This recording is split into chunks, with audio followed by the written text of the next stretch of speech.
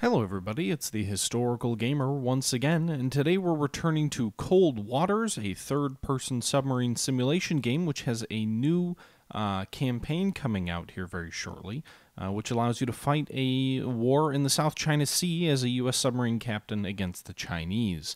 This is part 3 of a series that we've been running over the last few days from a live stream that was taken from a couple of days ago as well. And in this video, we're going to be picking this campaign up. We have fought 2 of the campaign battles. We've won both of those battles, but they weren't instrumental to our missions that we'd been assigned, and we actually failed each of the first 2 missions, despite the fact that we inflicted some damage on the Chinese military. In addition to that, our submarine has been damaged, which has caused us to retreat back to port in Guam and have the submarine replenished and repaired, and we are now ready to set out, likely on our 3rd campaign mission of this war between the United States and China in the game Cold Waters. This was taken from a live stream, as I already mentioned, from a couple of days ago, so I'm not going to ramble too much about where we're at. I'm just going to go ahead and sign out here and allow you guys to pick the live stream up. I hope you guys sit back, relax, and enjoy the show, and I'll catch you guys all at the end. All systems operational. We've repaired the vessels. We're heading back to sea, and undoubtedly we failed the mission. Sorry to hear mission goals cannot be met. You can't win them all. For next time, plan your approach better. Always remember the balance between strengths and weaknesses. We have the upper hand. Stand by for orders. Really, we have the upper hand? Convoy hit. Several U.S. operations have suffered from attacks by enemy submarines in the Gulf of Tonkin. Silent and nearly undetectable, these submarines continue to inflict major and irreparable losses. Rescue efforts have been hampered by poor weather in the region. DoD spokesmen admit the Chinese attacks are a major thorn in our side, and analysts predict the continued loss of U.S. shipping will eventually tip the balance where victory is wrenched out of America's hands. Satellite photos show that an enemy battle group armed to the teeth with cruise missiles is preparing to sail from Cam Ranh. Intelligence estimates that it will make conservative patrol in the vicinity of... period. Okay. A conservative patrol in the vicinity of... period. Locate this group and sink as many ships as possible. Previous recon indicates the force will contain at least 1 or 2 ships armed with anti-cruise missiles. Consider these your primary targets. Thank you for the follow there, Nivius73. Armed with anti-ship cruise missiles. Consider these your primary targets. An enemy escort of surface combatants and or attack submarines should be expected. Okay. So sink the strike group. Locate and sink escorting vessels if possible. So I'm guessing it would give you the actual vicinity, and I will say I kind of was poking fun of the fact that it doesn't tell you where the vicinity is. Remember, this is currently in beta, so there are some pieces obviously that are still being fleshed out and worked on. We'll continue on course, and we're going to head toward Cam Ranh and see what happens. Now, if they're setting sail from Cam Ranh, does that mean that Vietnam has kind of caved to the Chinese and allowed them to use the port for their own purposes? Not really sure. In any event, we're sailing toward Cam Ranh, and I assume... Oh no, that must be it! Come back here, surface vessels! Damn it, what just happened? China invades the Spratlys. The region theater expands as Chinese amphibious forces make landfall in the Spratlys. The political strain on the U.S. increases as the Chinese double down on their efforts to claim territory along the 9-dash line. The largely successful Chinese campaign may soon prove to be too much for the U.S. Navy to handle. The U.S. Navy's fleet operations have failed to meet mission objectives in vital sectors of the region, leaving the oil-rich Spratlys and other coastal regions exposed to Chinese threats. I'm assuming this is the surface vessel task force, because considering it's just like sailing off top speed, I'm hoping that's actually who I'm chasing. All hands, man your battle stations. Good God. Could have been the invasion force for the Spratlys as well.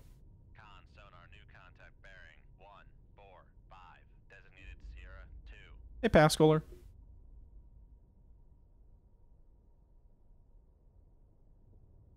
Alright, so... see if we get shot at a million times like last time.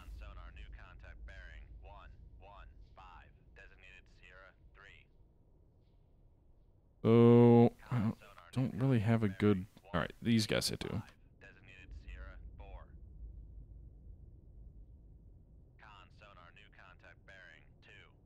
Interesting if this is a Han-class sub. Those damn things are so frickin' loud.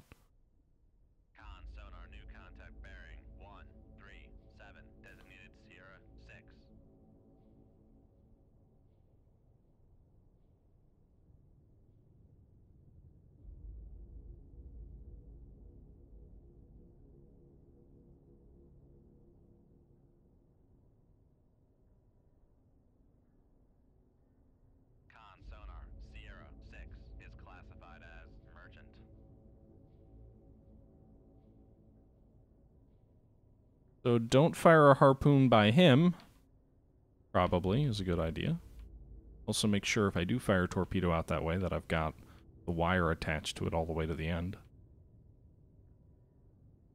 Con sonar, Sierra 2 is classified as escort. I'm assuming sinking merchants is frowned upon.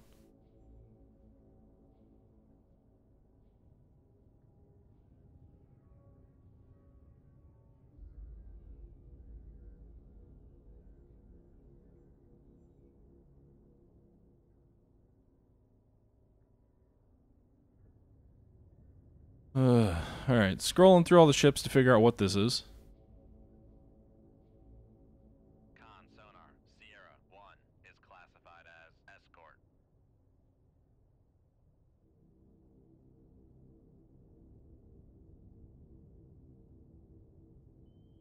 Basically match up the lines.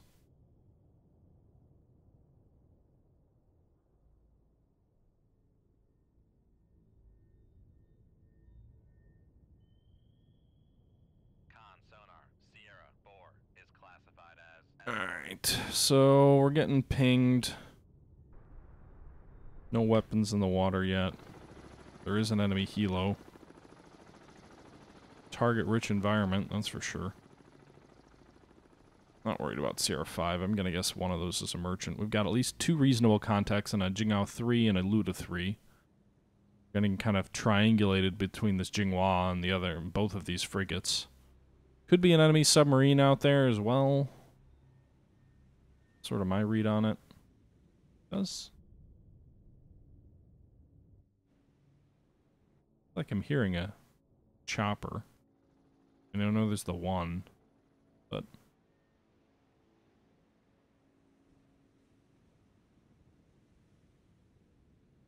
there's no layer, which I guess to this point the layer's been so shallow it hasn't mattered.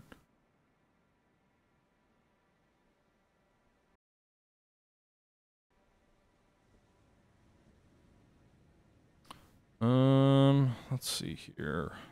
Getting a little bit better fix on the Luda. That guy's way out there. This guy I don't have a good enough fire control solution on yet. Turn a little bit. Maybe we'll get a slightly better solution on him. The Yanghu, or however you pronounce that, is sailing directly away from us. He's less of a threat. This guy here, Sierra 1, a little bit of a bigger threat. Very close in, though.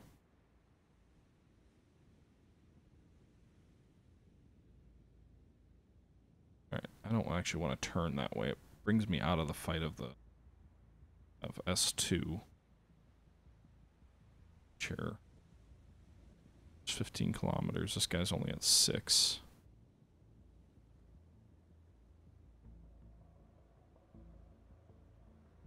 Yeah, just take him out first.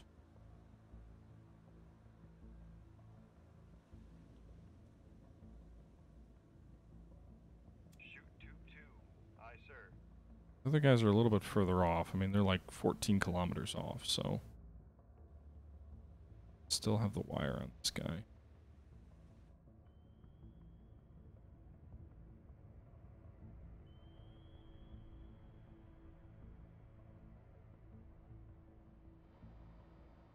Con sonar, Sierra 4 is classified as escort. Con, fire control, weapon acquired. Con sonar, noisemaker bearing 244. You're going to ignore that noisemaker and go in on the ship, please.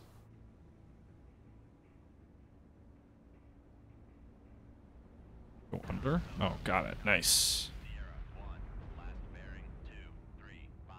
Contact breaking up. Alright, so presume there's no enemy torpedoes in the water yet. The Luda's gonna close distance with us.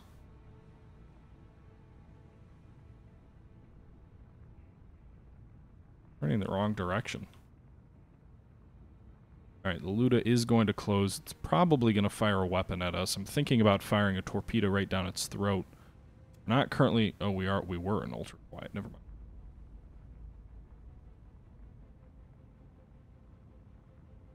Shoot Whatever. Aye, sir.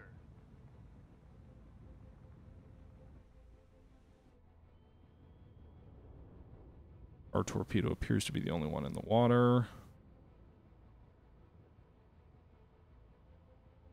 I don't know what the Sierra 5 is, but we're getting a better bearing on it.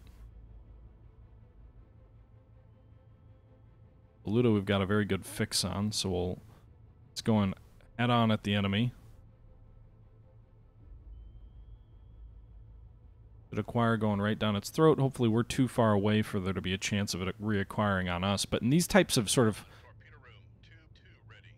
knife fights, you really do get a good appreciation for the value of wire-guided weaponry.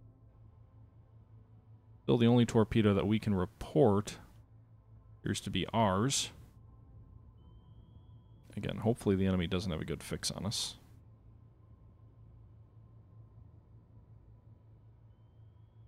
Could be going active any moment now.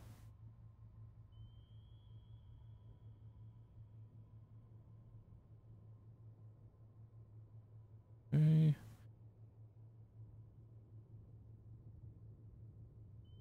Torpedo, go active. Blue is not moving very quickly. Con, fire control, weapon acquired. Weapon acquired. Whoa. Still acquired? Yeah, there it is. Acquired. It's coming head on the enemy vessel. I'm sure the enemy's going to fire a noisemaker and veer off here.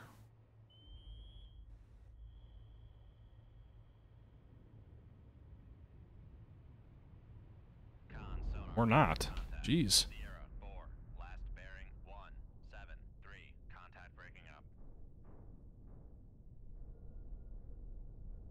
The enemy's breaking up over here. Alright, so we've got a really good fix on this target in the rear. Let's see what it is. Con sonar, Sierra 5 is classified as merchant. Never mind. The game did it for me. Alright, so I was right to assume that would be a merchant ship. Still right about Sierra 6 being a merchant.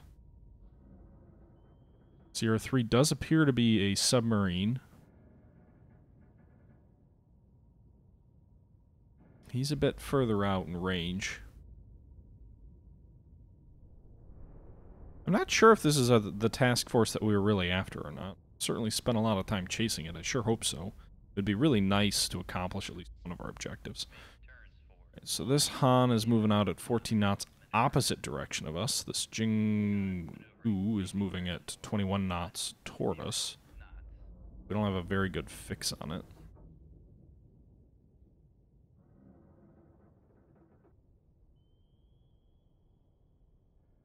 There's the destroyer sinking over here.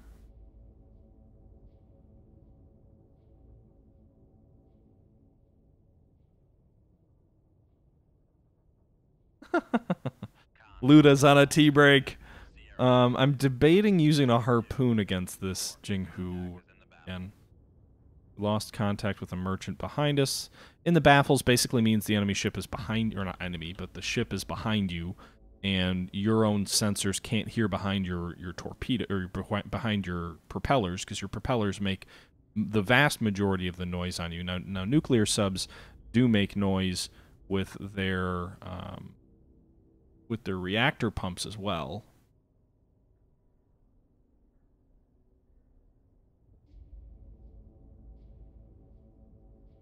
I was debating using a harpoon on this thing, but it's a little bit in close, and I prefer the control of a wire-guided shot. So let's do that. Aye, sir. Not going to be head-on, so probably get a noisemaker off, but I think I'll try and guide it in with the wire. 95% solution, so I can be reasonably certain that he is where say he is. Surprised the Han hasn't turned to try and fight us, frankly.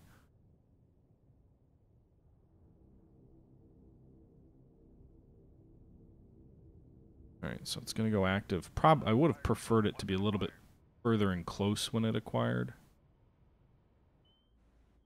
Actually, it's going to go almost right down the enemy's throat. It is turning, so he's probably going to get a noisemaker off. I had it acquire a little bit further off than I would have liked. Interesting is how many of these Chinese ships don't detect. Too late. It did get a noisemaker off, but it was the torpedo was already basically on top of the enemy. So I have sunk 3 enemy vessels without, to my knowledge, the enemy getting off a single shot against us. Much more efficient than last round. It does look like the Han is turning, perhaps. Maybe he'll come back, but he's heading the opposite direction faster than we are. I can chase him. I'm certainly faster and quieter than the Han. But I'll lose some bearings on him if I do. You can see there we just lost the bearing on the Han. Just faded. And I really don't like the idea of charging in head-on toward an enemy submarine. Certainly can do it, though.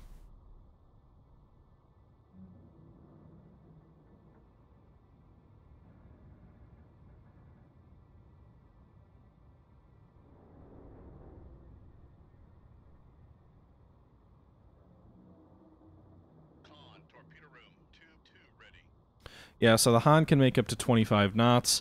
Our vessel can make up to 35, although that would be like driving underwater, blaring a stereo system, asking everybody in the world to find you.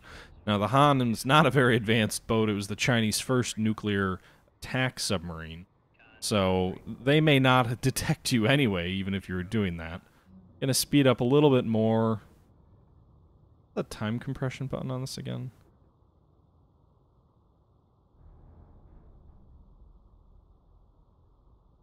Ah. Trying to remember the controls of some of this.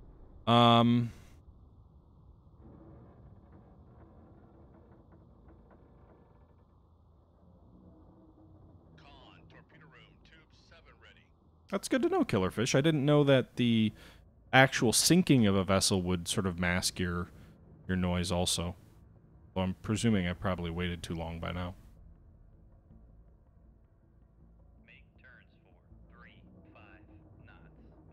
Whoa, 35 knots? Probably should dive a bit. Get a little bit deeper. Prevent us from cavitating. I didn't realize I hit that button. Anybody recall what the noise cancel or the time compression control is? Passing 800 feet.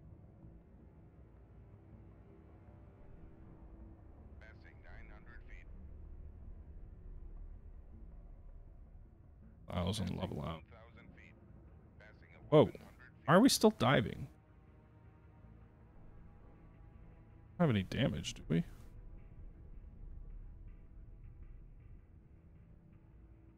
Passing at 1,100 feet. Con maneuvering, making turns for 3-5 knots.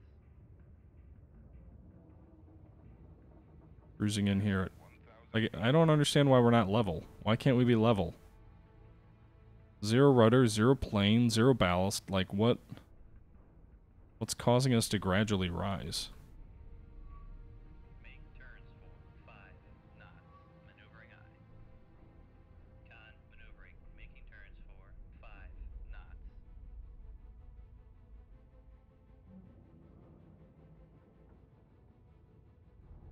Make turns for 10 knots.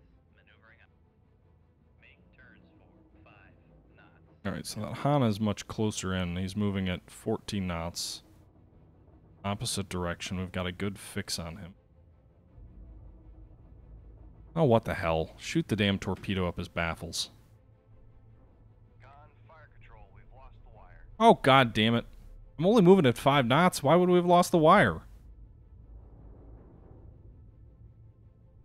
Set the torpedo out there far enough ahead. I don't think there's any chance of it coming back on us.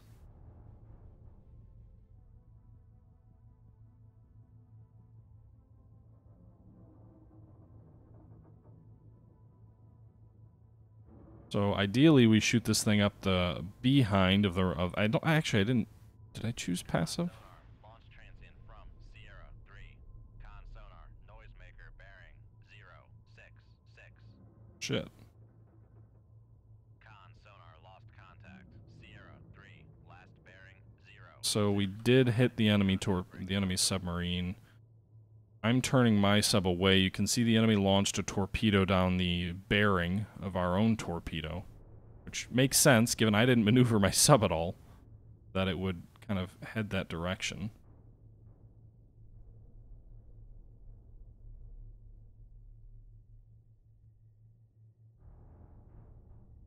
Like it's gonna bear off to our left. I'm heading north. It's always a good idea to kind of change your position once you fire. It's kind of like a sniper in land combat. So we'll leave there. You see we sunk 3 enemy surface vessels and 1 enemy submarine. Let's see here.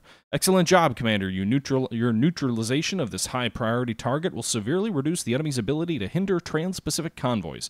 Sync Pack sends regards to you and your crew. Stand by for additional orders. Awesome! Alright, so now we get the victory message. Safe transit by convoys. Cargo ships from North America and Japan continue to ferry goods into the region with minimal losses. This has been attributed to effective cooperation among Allied naval forces. The convoy system worked in World War I and World War II and still works today, a spokesman for the Pentagon said.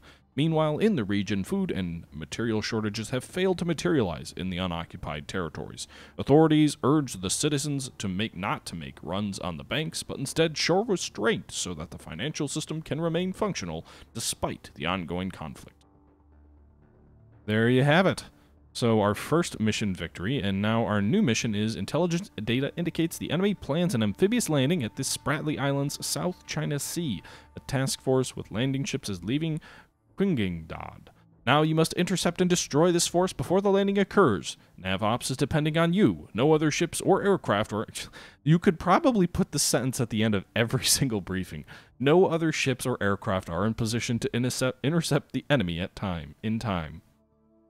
Locate and sink the enemy amphibious landing ships. Locate and sink enemy escorting vessels if possible. Avoid detection by enemy anti-submarine warfare patrols. Weapons free. Maintain radio silence until otherwise directed. Alright, so what's our status report here? We've still got 44 weapons in the bays, we've got 20 ad caps, 4 mosses, 8 harpoons, and 12 TASMs or TLMs, TLAMs or TASMs. Okay. Probably more than sufficient. Why did wire break? Well, probably because someone paid 5 cents for it.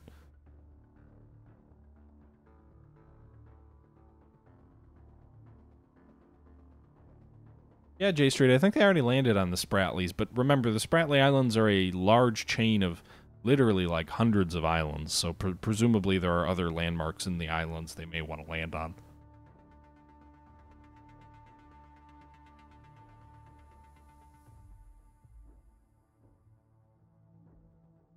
Okay.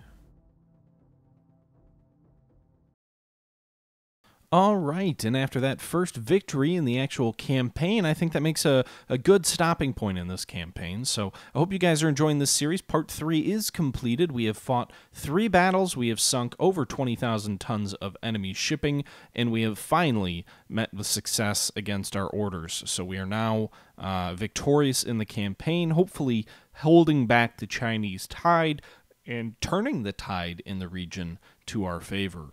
With that being said, guys, I'm going to go ahead and sign out here. I hope you guys enjoy this series. Let me know your thoughts below, as always. And I am planning on mixing in some more real historical documentaries type discussion, talking about some of the vessels and other things like that in the coming videos.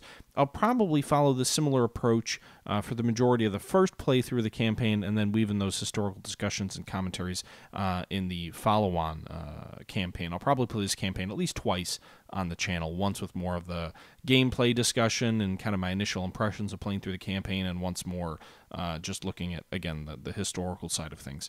Additionally, I am going to continue the Close Combat series, so look for another update in that series in the next couple of days. But I hope you guys are enjoying the series, as I already mentioned, and I'll catch you guys later. Until next time, this is the Historical Gamer saying thank you for watching, and I'm out.